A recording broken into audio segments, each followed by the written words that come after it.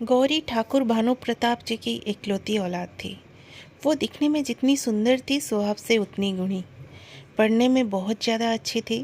वो नौकरी करना चाहती थी, लेकिन भानु प्रताप जी उसकी शादी आकाश नाम के एक बिजनेसमैन के साथ तय कर दिए। गौरी भी अपनी किस्मत मानकर आकाश के साथ घर बसाने लगी।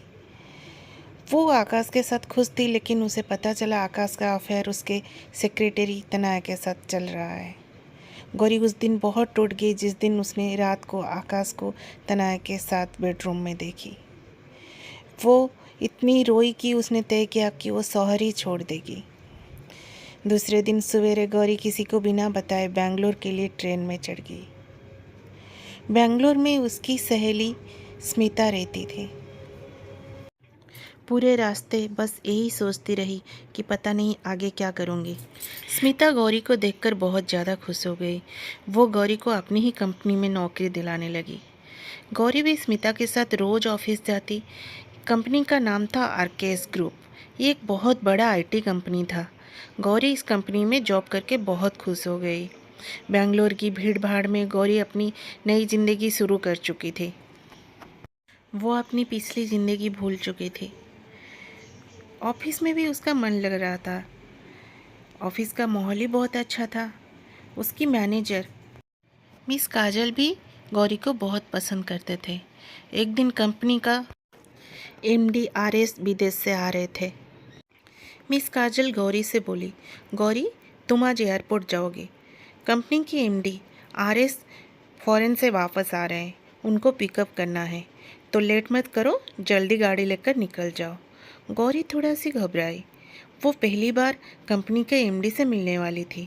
जैसे ही वो एयरपोर्ट पहुंची तो आरएस अपने प्राइवेट जेट से उतरे। आरएस जब गौरी को सामने देखे तो हैरान रह गए। गौरी ऐसे अचानक उनके सामने होंगी, आरएस इस पर यकीन नहीं कर पा रहा था। वो पूरे रास्ते गौरी को निहारता रहा। गौरी सामान्य थी। वो आरएस के सामने थोड़ी नर्वस थी, क्योंकि वो कंपनी का मालिक था और गौरी एक एम्प्लॉय।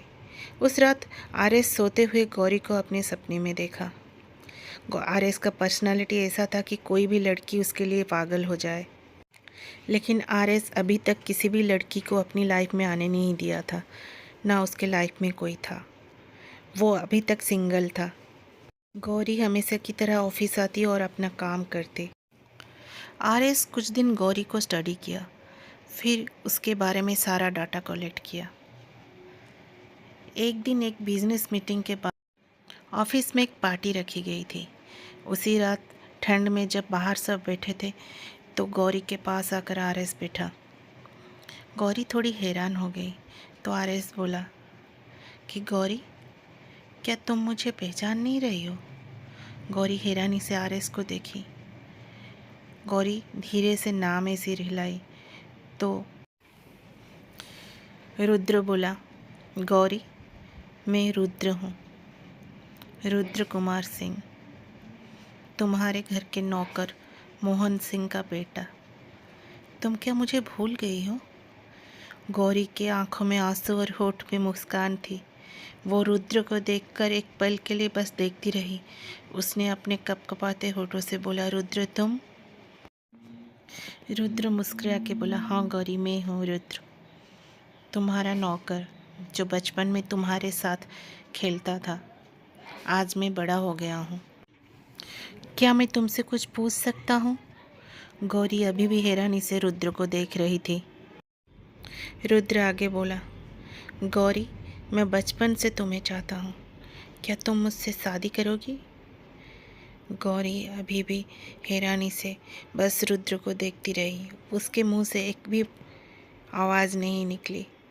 तो रुद्र बोला, गौरी मैं तुम्हें हमेशा से चाहता था, लेकिन हमारे बीच एक बहुत बड़ा दीवार था, लेकिन अब वो दीवार नहीं रहा।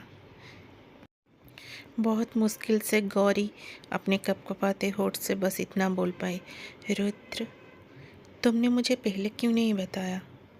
तो रुद्र बोला, पहले कैसे बताता गौरी? तुम ठाकुर घर की बेटी थी और मैं नौकर का बेटा, और तुम पढ़ने में बहुत अच्छी थी, लेकिन मैं तुम्हें देखकर ही इंस्पायर हुआ और पढ़ना स्टार्ट किया। और आज देखो मैं यहाँ पहुँच गया। मेरा सवाल अभी भी वही है गौरी, क्या तुम मुझसे शादी करोगी? गौरी नम आँखों से बस हाँ बोल दी। कुछ दिन बाद सबकी रजामंदी से रुद्र और गौरी एक हो गए और हमेशा खुश रहे।